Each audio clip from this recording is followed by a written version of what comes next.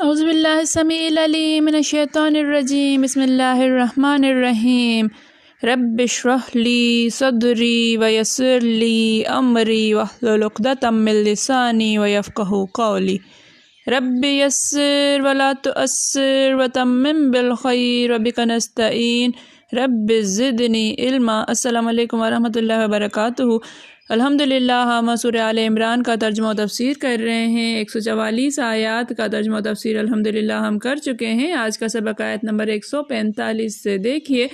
اعوذ باللہ من الشیطان الرجیم وما کان لنفس ان تموت الا باذن اللہ کتابا مؤجلا وما کان اور ما نہیں کان ہے لنفس لے کے لیے نفس کسی شخص نہیں اور نہیں ہے کسی شخص کے لیے ان تموت ان کے تموت وہ مرے الا سوائے اس کے بغیر باذن اللہ بے سوائے سے اذن حکم اللہ کے حکم سے بغیر اللہ کے حکم سے کتاباً لکھا ہوا ہے مؤجلاً مقررہ وقت ومن اور من جو یرید چاہے ثواب الدنیا ثواب انعام دنیا کا نؤتی ہم دیں گے ہی اس کو منہا اس سے اس سے ومن یرید اور من جو یرید چاہے گا ثواب بدلہ جزا الآخرت آخرت کی نؤتی ہم دیں گے ہی اس کو ہم اسے دیں گے ہم اس کو دیں گے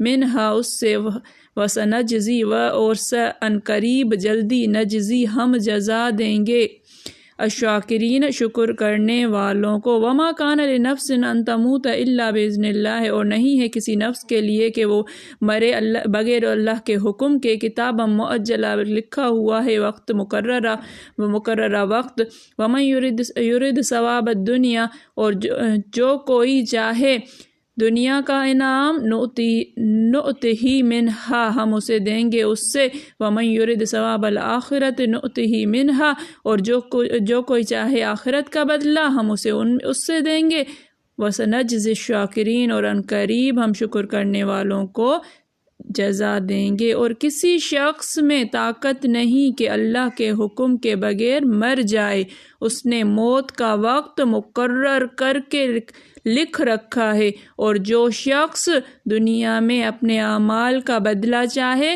اس کو ہم یہیں بدلہ دیں گے، اور جو آخرت میں طالب ثواب ہو اس کو وہاں اجر عطا کریں گے، اور ہم شکر گزاروں کو عنقریب بہت اچھا صلہ دیں گے۔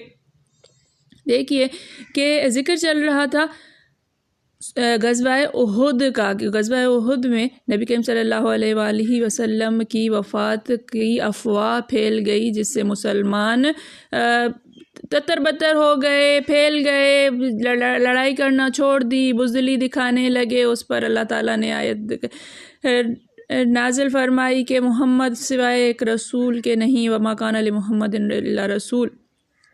پھر وہ بھی دوسرے نبیوں کی طرح ہیں، ان کو بھی وفات آئے گی۔ پھر جو بزدلی دکھا رہے تھے تو ان کو اللہ تعالیٰ ارشاد فرماتا ہے کہ ہر شخص اللہ تعالیٰ کے حکم سے اپنی مدت پوری کر کے ہی مرتا ہے، پہلے کوئی نہیں مرے گا۔ جیسے اور جگہ ہے کہ وما یعمر من معمر ولا ینقص من عمرہ الا فی کتاب، نہ کوئی عمر دیا جاتا ہے نہ عمر گھٹائی جاتی ہے مگر سب کتاب اللہ میں موجود ہے۔ کسی بھی عمل سے کوئی اگر مر جاتا ہے تو یہ نہیں ہے کہ وہ اس وجہ سے مرا، وہ اپنی مدت پوری کر کے مرا ہے۔ کوئی بیماری سے مر گیا، کوئی قتل ہو کر مر گیا، کوئی لڑائی میں مر گیا، کوئی شہید ہو کر مر گیا۔ جس کی جہاں پر موت ہوتی ہے وہ اسی وقت مرتا ہے، اس سے پہلے کہ کوئی لڑائی میں جائے گا تو ضرور ہی مرے گا، ایسا ہرگز نہیں ہے۔ موت کا وقت مقرر ہے، جس کو آنی ہوگی وہ چارپائی پر بھی آئے گی، جنگ کے میدان میں بھی آئے گی، نہیں آنی ہوگی چاہے کتنی ہی جنگیں لڑے اس کو نہیں آئے گی۔ هو الذی خلقکم من طین ثم قضی اجلا، جس اللہ نے تمہیں مٹی سے پیدا کیا پھر وقت پورا کیا اور اجل مقرر کی۔ اس آیت میں بزدل لوگوں کو شجاعت کی رغبت دلائی گئی ہے اور اللہ کی راہ کے جہاد کا شوق دلایا جا رہا ہے، اور بتایا جا رہا ہے کہ جو جوان مردی کی وجہ سے کچھ عمر گھٹ نہیں جاتی اور پیچھے ہٹنے کی وجہ سے عمر بڑھ نہیں جاتی ہے۔ موت تو اپنے وقت پر آ کر ہی رہے گی، خواہ شجاعت اور بہادری برتو، خواہ نامردی اور بزدلی دکھاؤ۔ حجر بن عدی رضی اللہ تعالیٰ عنہ جب دشمنان دین کے مقابلے میں جاتے ہیں اور دریائے دجلہ بیچ میں آ جاتا ہے اور لشکر اسلام ٹھٹک کر کھڑا ہو جاتا ہے تو آپ اس آیت کی تلاوت کر کے فرماتے ہیں کہ کوئی بھی بے اجل نہیں مرتا، آؤ اسی دجلہ میں گھوڑے ڈال دو۔ یہ فرما کر آپ اپنا گھوڑا دریا میں ڈال دیتے ہیں۔ آپ کی دیکھا دیکھی اور لوگ بھی اپنے گھوڑوں کو پانی میں ڈال دیتے ہیں۔ دشمن کا خون خشک ہو جاتا ہے اور اس پر ہیبت طاری ہو جاتی ہے۔ وہ کہنے لگتے ہیں کہ یہ تو دیوانے آدمی ہیں، یہ تو پانی کی موجوں سے بھی نہیں ڈرتے، بھاگو بھاگو۔ چنانچہ سب کے سب بھاگ کھڑے ہوئے۔ یہ ہے اللہ پر، اللہ کے آیات پر ایمان۔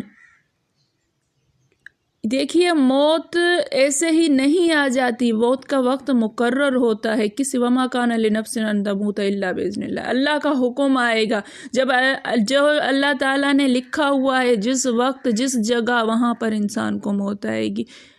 موت سے ڈرنا اور موت سے بھاگنا اور موت سے بھاگ کر نیکیوں کو نہ کرنا، اللہ کی راہ میں نہ نکلنا، اللہ کے لیے نہ لڑنا بزدلی ہے۔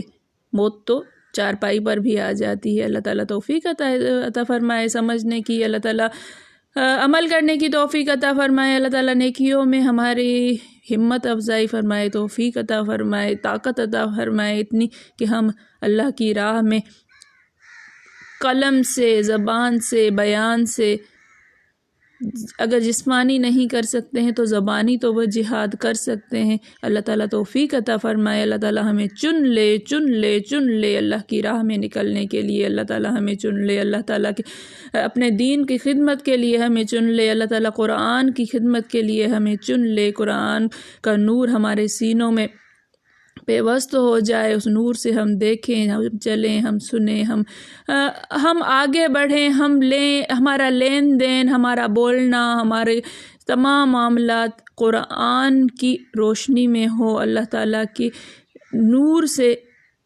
سب معاملات ہمارے طے ہوں۔ اللہ تعالیٰ توفیق عطا فرمائے۔ میرے پڑھانے میں، آپ کے پڑھنے میں، میرے سمجھانے میں، آپ کے سمجھنے میں کوئی غلطی، خطا، بھول چوک ہو گئی ہو تو میں اللہ کے حضور میں توبہ کرتی ہوں اور معافی کے خواستگار ہوں۔ ربنا تقبل منا انک انت السمیع العلیم۔ السلام علیکم ورحمۃ اللہ وبرکاتہ۔